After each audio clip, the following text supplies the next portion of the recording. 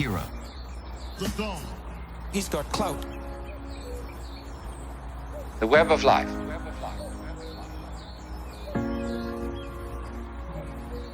Let me try from the first to indicate the point that we're aiming at.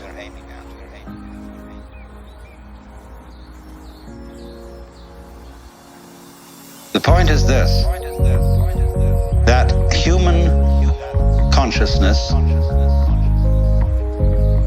is at the same time as being a form of awareness and sensitivity and understanding, it's also a form of ignorance. The ordinary everyday consciousness that we have leaves out more than it takes in. The ordinary everyday consciousness that we have leaves out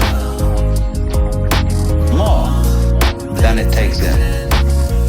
And because of this, it leaves out things that are terribly important. It leaves out things that would, if we did know them, allay our anxieties and fears and horrors. And if we could extend our awareness, you see, to include those things that we leave out, we would have a deep interior peace. Because we would all know the one thing that you mustn't know. The ordinary everyday consciousness that we have leaves out more than it takes in. The ordinary everyday consciousness that we have leaves out more, according to the rules of our particular social game. The one thing you mustn't know, that's really not allowed, that is the lowdown on life. And then the lowdown, on the one hand, means the real dirt on things. But the lowdown is also what is profound, what is mysterious, what is in the depths. And there's something left out.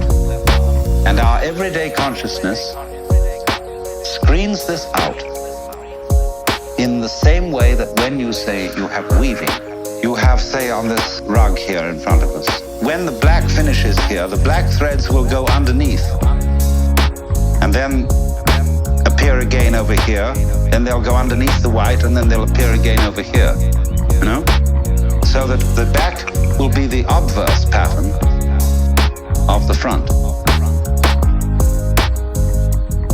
Now, the world is like that. The ordinary everyday consciousness that we have leaves out more than it takes in. The ordinary everyday consciousness that we have leaves out more than it takes in. Our sense organs are selective. They pick out certain things. They're receptive. For example, we have a small band, what you might call a spectrum of light, of sound, of tactile sensation, and so on, to which the human organism is sensitive. But we know that outside that small band, there is a huge range of vibrations to which we have built instruments that are sensitive. Things like cosmic rays, ultraviolet rays, gamma rays, hard X-rays, and so on. They're all outside the band of our spectrum. And obviously, there are things that are outside the range of our instruments.